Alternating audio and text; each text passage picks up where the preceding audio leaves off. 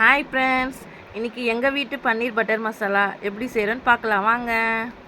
முதல்ல ஒரு மிக்ஸி ஜாரில் ஒரு 10 முந்திரி, நான் அது வந்து உடச்சி போட்டிருக்கேன். அப்புறம் ஒரு 2 துண்டு இஞ்சி, ஒரு 5-6 பூண்டு, ஒரு பச்சை மிளகா, அப்புறம் ஒரு 4 தக்காளி, இது எல்லாத்தையும் போட்டு நல்லா ஒரு ஃபைன் பேஸ்ட்டாக அரைச்சி எடுத்துன்னு வந்துடுங்க. இது எங்கள் வீட்டு பன்னீர் பட்டர் மசாலாங்க. இதை ஒரு வாட்டி செஞ்சு பாருங்கள், சுவையாக இருக்கும். இதில் தனி மிளகாத்தூள் 1 டீஸ்பூன் போட்டுக்கோங்க, சுவையாக இருக்குங்க. இப்போ மிக்சியில் போய் அரைச்சிட்டு வந்துடலாம்.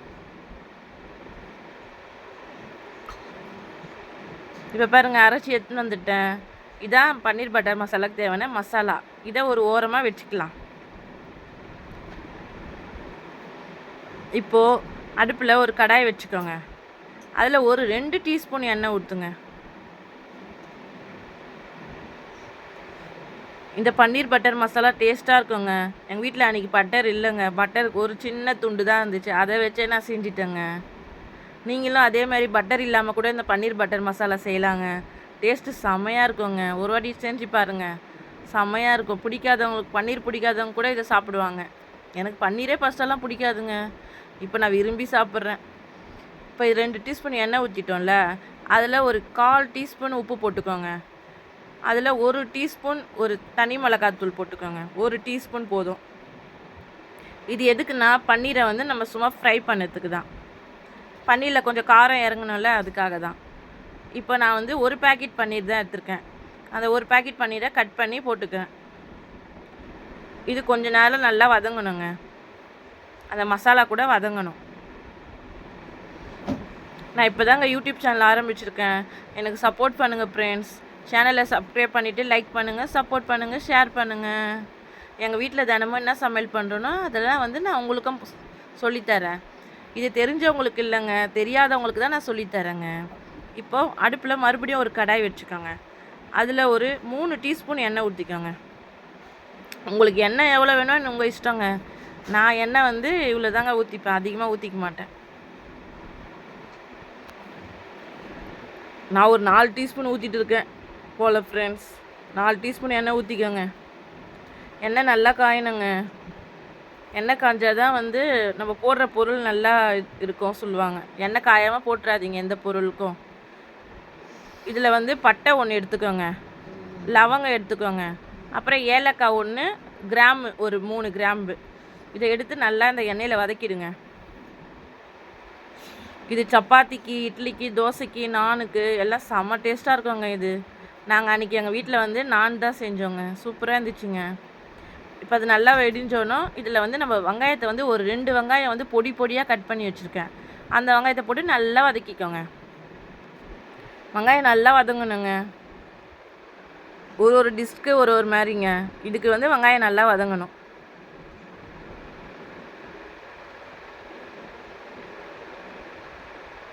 நீங்கள் புதுசாக பார்க்குறீங்கன்னா நீங்கள் சேனலை சப்ஸ்கிரைப் பண்ணிவிட்டு லைக் பண்ணுங்கள், சப்போர்ட் பண்ணுங்கள் ஃப்ரெண்ட்ஸ்.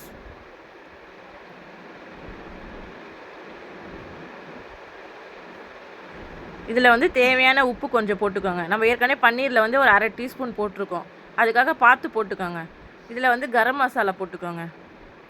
இஞ்சி பூண்டு பேஸ்ட்டெல்லாம் இதில் போடக்கூடாது, ஏன்னா நம்ம அரைச்சிட்டோம். பூண்டும் இஞ்சியும் அந்த மசாலாலேயே போட்டு அரைச்சிட்டோம். இப்போ கரம் மசாலா போட்டோம்ல, நல்லா கலரிக்கோங்க. நல்லா வதங்கணுங்க. இது நல்லா வதங்கணுங்க. பச்சை வாசனை சொல்லுவாங்களா, அந்த பச்சை வாசனை போகிற வரைக்கும் வதங்கணுங்க. எனக்கு தெரிஞ்சதை நான் சொல்லித்தரேங்க, பிடிச்சவங்க பாருங்கள். அப்புறம் நம்ம அரைச்சி வச்சோம்லங்க, அந்த மசாலா வந்து நம்ம இதில் போட்டு நல்லா வதக்கிக்கணுங்க.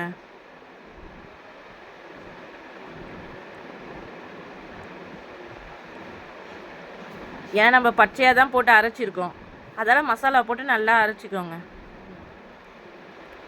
உங்கள்கிட்ட முந்திரி பருப்பு இல்லைன்னா கூட கவலைப்படாதீங்க, கொஞ்சோண்டு ஒரு கைப்பிடி அளவு உடச்ச கடலை போட்டுக்கோங்க. எல்லாம் நம்ம இஷ்டம்தாங்க.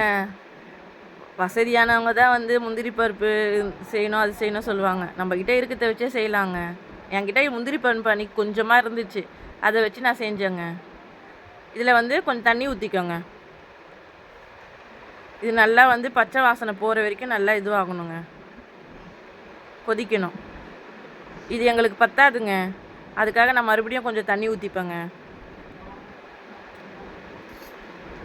ஒருத்தவங்களுக்கு வந்து ரொம்ப கட்டியாக பிடி சாப்பிடுவாங்க பன்னீர் பட்டர் மசாலா. ஒருத்தவங்க வந்து பன்னீர் மசாலா மட்டும் வந்து கொஞ்சம் தண்ணியாக கூட சாப்பிடுவாங்க. நான் வந்து லிமிட்டாக வச்சுருக்கேங்க. ஏன்னா எங்கள் வீட்டில் பசங்களுக்கு வந்து பொண்ணுக்கு கட்டியாக வச்சா பிடிக்காது சொல்லுவா சர்மிக்கு. அதுக்காக தாங்க. உங்களுக்கு தேவையான தண்ணி ஊற்றிக்கோங்க இதில். இப்போ நல்லா கொதிக்குது பாருங்கள். இந்த கொதிக்கிற டைமில் வந்து கொஞ்சமாக உப்பு போட்டுக்கோங்க. பட்டர் பாருங்கள், இதாங்க எங்கள் வீட்டில் அன்றைக்கி பட்டர் இருந்துச்சு. ஒரு சின்ன துண்டு பட்டர். அதை வந்து இந்த கொதிக்கிற இதில் போட்டுடணுங்க. போட்டு நல்லா கொதிக்கணுங்க. நம்ம பன்னீரை இது பண்ணி வச்சோம்ல, வறுத்து வச்சோம்ல, அந்த பன்னீரை வந்து இதில் மிக்ஸ் பண்ணிக்கணுங்க. டீப் ஃப்ரைடாக கூட வறுத்துக்கலாங்க பன்னீர்.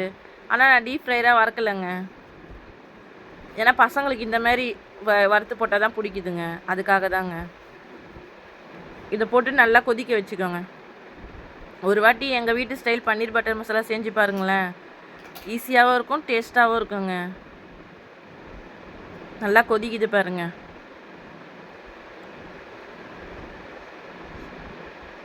கொதிக்கிற டைமில் கஸ்தூரி மேத்திங்க. கஸ்தூரி மேத்தினா உங்களுக்கு எல்லாருக்கும் தெரியும், வெந்தய இலை.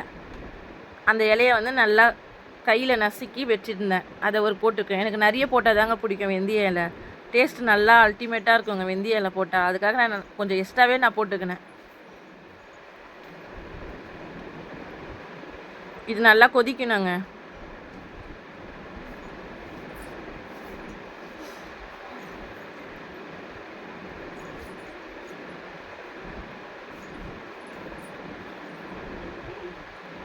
இது எங்கள் ஸ்டைல் பன்னீர் பட்டர் மசாலாங்க.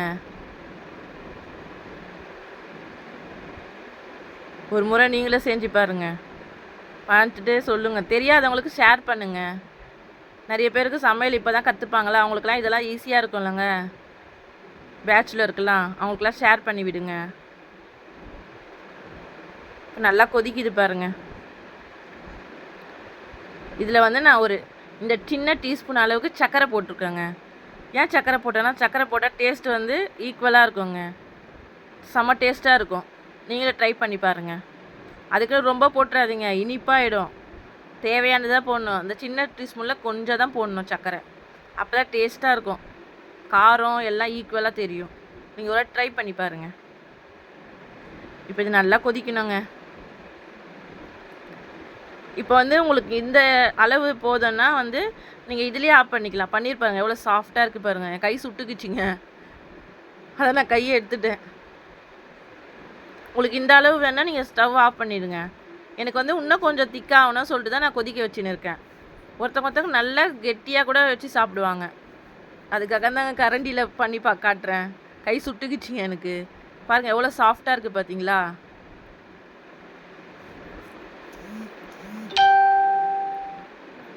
நல்லா கலரிடுங்க. அவ்வளோதாங்க. எங்கள் வீட்டு ஸ்டைல் பன்னீர் பட்டர் மசாலா எப்படி இருக்குது சொல்லிட்டு கமெண்ட் பண்ணுங்கள், ஷேர் பண்ணுங்கள், சப்ஸ்கிரைபர் பண்ணுங்கள், லைக் பண்ணுங்கள், சப்போர்ட் பண்ணுங்கள் என் சேனலுக்கு. ஓகேவாங்க. தேங்க்யூ. பாய்.